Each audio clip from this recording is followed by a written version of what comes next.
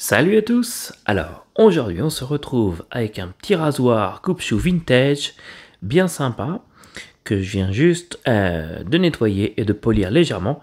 Donc comme vous voyez, la chasse a une forme plutôt sympa avec un très beau logo de l'autre côté que je vais vous montrer de près. Le voici, donc un aigle à double tête sur un coupe-chou. Je pense qu'il s'agit d'un 4/8e ou 5/8e peut-être, semi-évidé, voire évidé, avec une belle gravure aussi, Camisaria Special, désolé de mon accent, et on est sur un Friedrich Ern, donc une lame Solingen, et donc Friedrich est quelqu'un qui est né dans les années 1850 et qui a fait beaucoup de rasoirs sur pas mal de marques différentes. Donc voici le fil d'origine. Donc comme vous voyez, il est bien abîmé. Bon, il n'y a pas trop gros pète, mais il y a quelques points d'oxydation et puis il est inutilisable à l'heure actuelle. Donc il n'y a pas trop gros pète, donc on va pas partir sur une diamantée, mais sur une pierre synthétique de base, la Naniva 1000, donc grain 1000. Donc c'est une bonne pierre pour commencer, qui produit une boue assez épaisse. Alors on va protéger le dos de notre rasoir avec notre scotch. On va mettre une petite marque de feutre dessus pour vérifier que la lame est bien droite, mais normalement sur les Solingen, il n'y a pas de problème avec ça. On va mettre un filet d'eau sur notre pierre et on va faire une boue avec la diamantée. Donc en l'occurrence ici, c'est une Atoma 600 celle-ci.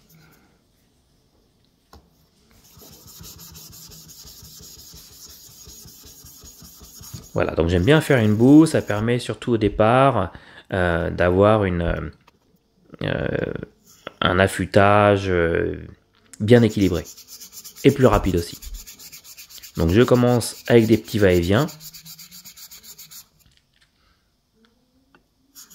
Et pareil de l'autre côté. Et je vais vérifier si le feutre s'est bien enlevé de manière uniforme. Si c'est le cas, ça veut dire que la lame est droite. C'est plutôt pas mal. Il y a juste peut-être un petit peu le nez qui est courbé, mais pas grand-chose. Ça, on pourra le faire avec notre mouvement par la suite. Donc on continue avec nos petits va-et-vient. Et ensuite, je finis avec des passes en X. Et comme vous voyez, je monte légèrement à la fin la lame. C'est pour couvrir vraiment la toute dernière partie du nez. Donc voici notre biseau, on va dire, fil recréé. Donc c'est plutôt pas mal. Vous voyez, comme avec la boue, ça permet de bien équilibrer le fil et l'affûtage. Ensuite, je suis passé sur une Shapton 5000. Je vais pas vous passer la session cette fois-ci. On l'a déjà fait sur plusieurs vidéos. Et je vais vous passer tout de suite sur la pierre japonaise Naniva LV5++, donc une pierre très dure.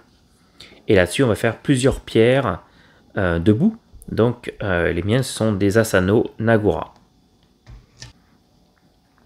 Et la première Asano Nagura qu'on va utiliser, c'est l'Asano Nagura Tenju, donc qui a un grit de un grain de 6 à 7K, on va dire 7-8K.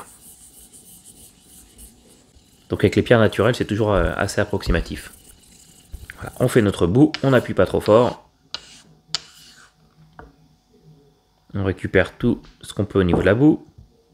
Alors je ne vous le verrai pas, mais je pose toujours ma pierre de boue après sur un chiffon ou un papier sopalin pour qu'elle sèche. Et là, on y va doucement et on ne fait plus que des passes en X. Vous voyez, sur la fin, je relève légèrement pour bien couvrir le bout du nez.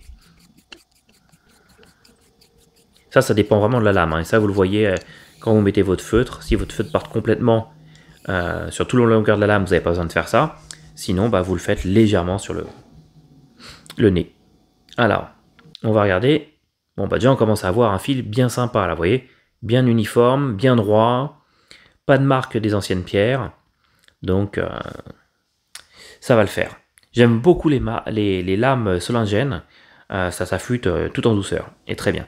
Après, je suis passé avec une Asano Nagura Mejiro, et après avec une Asano Nagura Koma. Donc la Koma qui est autour de 12K. Donc je vous les passe, vous connaissez les mouvements maintenant. Et pour finir, je vais utiliser une Tomo Nagura, et celle-ci c'est une Nakayama Asagi. Donc on est sur un grit autour de 15 000, un peu plus. Pierre très dure aussi, donc on fait attention à ne pas forcer pour pas rayer aucune des pierres. On fait une boue légère, et alors là on ne prend que la lame de façon très légère afin d'avoir que le poids de la lame. Et j'utilise les deux mains ici, mais vous pouvez le faire avec une main, c'est juste pour guider la lame. Et aussi pour contrebalancer le poids de la chasse.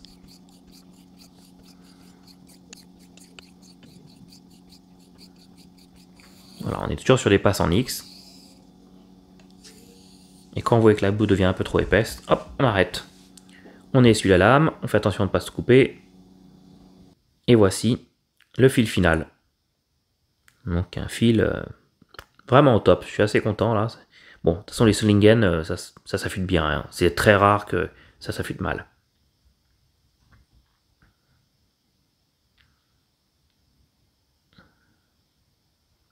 Ok, parfait.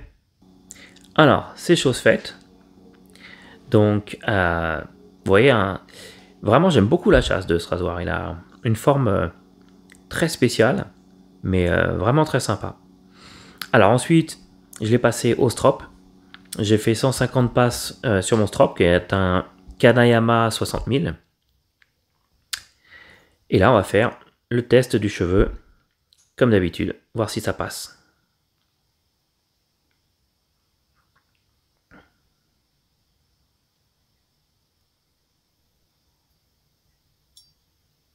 Je ne sais pas si vous voyez, mais en tout cas, vous devez entendre.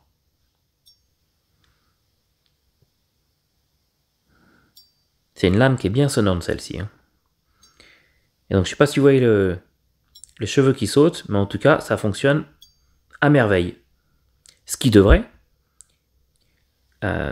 logiquement, nous assurer un rasage tout en douceur. Et donc, pour cela, je vous donne rendez-vous dans une vidéo prochaine où je vais faire un rasage avec ce rasoir-ci. Si vous avez aimé la vidéo, comme toujours, un petit like, ça fait plaisir. Allez, à bientôt!